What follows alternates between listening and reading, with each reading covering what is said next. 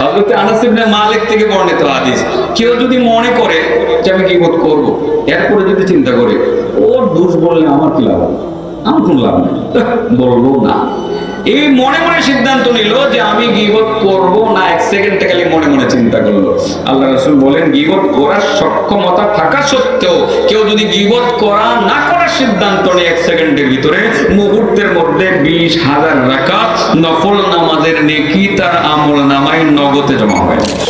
আমাদের ছেলেদের এটা মুখস্থ, যদিও তারা যায় নাই, কিন্তু বসরা কুফা চিনে, কারণ যখনই তারা মিন আর ইলা এর মিসাল পড়তে গেছে, মিন শব্দে এবং ইলা শব্দে বারবার বলছে সিরতু মিনাল বাসরাতি ইলাল কুফা। ঠিক আছে, আমাদের ছেলেরা এটা খুব ভালোভাবে চিনে। ওই বসরা নগরীতে ইব্রাহিম ইবনে আদহাম রাহমাতুল্লাহ আলাইহি যখন গিয়ে ঢুকলেন, হাজার হাজার মুরিদ, হঠাৎ করে ওনারা খবর পাইলেন যে আমাদের পীর সাহেব হুজুর চলে আসছে। চলে আসার পরে সবাই ঘিরে ধরছে, কিভাবে ঘিরে ধরছে, ঘিরে ধরে ইব্রাহিম ইবনে আদহাম রাহমাতুল্লাহ আলাইহিকে একটা মনের প্রশ্ন করছে, যে প্রশ্নটা আপনাদের সকলের মনের ভিতরে আছে। আমার দিকে তাকান এবার। জি, মুরব্বি চেয়ার প্লিজ। আলহামদুলিল্লাহ, এটা এই আমাদের এই মুরব্বির মনেরও প্রশ্ন। দেখেন সবার মনের প্রশ্ন কিনা। সবাই মিলে ইব্রাহিম ইবনে আদহামকে বলল যে হুজুর, মালানা নাদু ফালা ইউস্তাজাবু লানা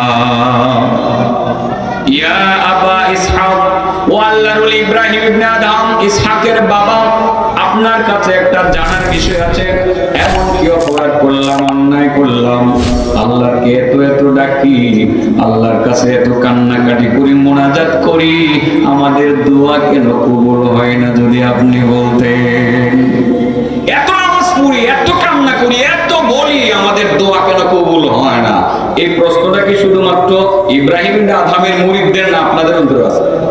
আপনিও বলবেন হুজুর, গত কয়েকদিন আগে তিনখানায় গিয়ে 20,000 টাকা খরচ করে খাওয়াইছি, একটা দোয়া করছি, কবুল হয়েছে না। হ্যাঁ, অথচ আল্লাহ বলছে ওয়াকালা রাব্বুকুম উদউনি আস্তাজিব লাকুম ইন্নাল্লাযীনা ইস্তাকবিরুনা আন ইবাদাতি সায়াদখুলুনা জাহান্নামা দাখিরিন।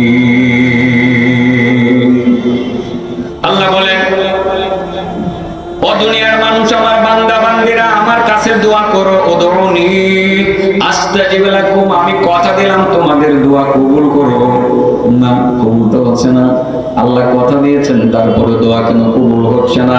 ইব্রাহিম ইবনে আদহামকে ওনার মুরিদরা ঘিরে ধরলো, ঘিরে ধরে বলতে শুরু করলো, কি অপরাধ করলাম, কি অন্যায় করলাম, নামাজ 5 ওয়াক্ত পড়ি, রমজান মাসের রোজা রাখি, এত এত মুনাজাত করি, দোয়া করি, কান্নাকাটি করি, আমাদের দোয়া কেন কবুল হয় না যদি আপনি একটু বলতেন? এই প্রশ্নের উত্তর জানার দরকার আছে। ইব্রাহিম ইবনে আদহাম বলেন, ও আমার মুরিদের দল, উত্তর আমার কাছে আছে, ভালো করে জেনে নাও। লিআন্না কুলুবাকুম মাতাত বিআশারাতি আশিয়া, তোমাদের অন্তর কলব 10টা রোগের কারণে মারা গেছে।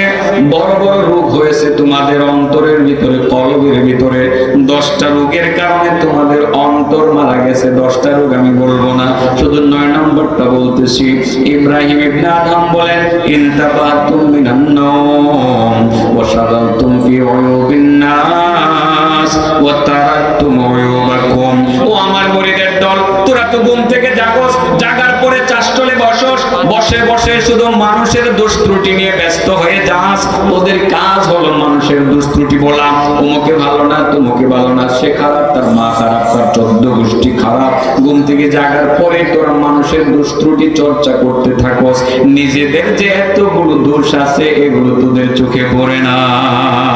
নিজের কোনো দোষ নাই, সব দোষ মানুষের।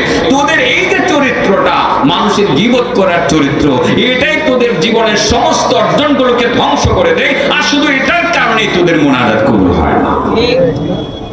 এই রূপটা কি আমাদের মধ্যে আছে? মনে হয় চাষটলে বসলে 2-4-5 জনের দোষ না বললে কি আড্ডাটা জমে, সারাটা কি হজম হয়? আমাদের চরিত্রের ভিতরে ঢুকে গেছে, তো যে কারণে আমাদের দোয়া কবুল হচ্ছে না। এটাই ফ্যাক্ট, এটাই মূলত কারণ, বড় কারণ। শতকরা 95% মুসলমান এই রোগে আক্রান্ত। বুঝতে পারছি? শুধুমাত্র আপনারা, আমরা সহ্য করতে পারি না তো একজন আরেকজনকে।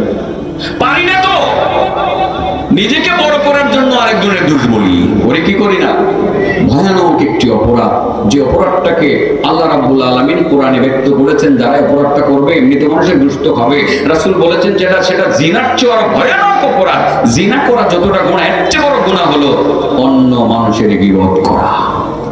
আল্লাহ কোরআনে বলেন, ইয়া আইয়ুহাল্লাযীনা আমানু يا أيها الذين آمنوا اجتنبوا كثيرا من الظن إن بعض الظن إثم ولا تجسسوا ولا يغتب بعضكم بعضا أيحب أحدكم أن يأكل لحم أخيه ميتا فكرهتموه واتقوا الله إن الله تواب رحيم। পুরায়তের ব্যাখ্যা বলবো না। আল্লাহ বলছে একজন আরেকজনের গীবত করো না। গীবত করা মানে হলো মৃত মানুষের গোশত খাওয়া। তোমরা কি মৃত মানুষের গোশত খাইতে পছন্দ করবে? আল্লাহ বলেন না, তোমরা করবে না। তোমরা যেহেতু মৃত মানুষের গোশত খাইতে পছন্দ করবে না, অতএব তোমাদের গীবত না করা উচিত, কারণ গীবত করা মানেই হলো মৃত মানুষের গোশত খাওয়া। আজ থেকে কি আমরা ছেড়ে দিতে পারবো? এটার কারণে নামাজ কবুল হয় না, রোজা কবুল হয় না, মুনাজাত কবুল হয় না। তবে এটা যদি আজকে ছাড়তে পারেন, আপনি মাত্র 1 সেকেন্ডে 20,000 পাইবেন। কয় হাজার পাইবেন? টাকা, ডলার, কি পাইবেন? না, তাও না। হযরত আনাস ইবনে মালিক থেকে বর্ণিত হাদিস, কেউ যদি মনে করে যে আমি গীবত করব, এরপরে যদি চিন্তা করে ওর দোষ বললে আমার কি লাভ, আমার কোনো লাভ নেই, বলবো না, এই মনে মনে সিদ্ধান্ত নিল যে আমি গীবত করব না, 1 সেকেন্ডে খালি মনে মনে চিন্তা করলো। আল্লাহ রাসূল বলেন, গীবত করার সক্ষমতা থাকা সত্ত্বেও কেউ যদি গীবত করা না করার সিদ্ধান্ত নেয় 1 সেকেন্ডের ভিতরে, মুহূর্তের মধ্যে 20,000 রাকাত নফল নামাজের নেকি তার আমল নামায় নগদে জমা হয়ে যায়।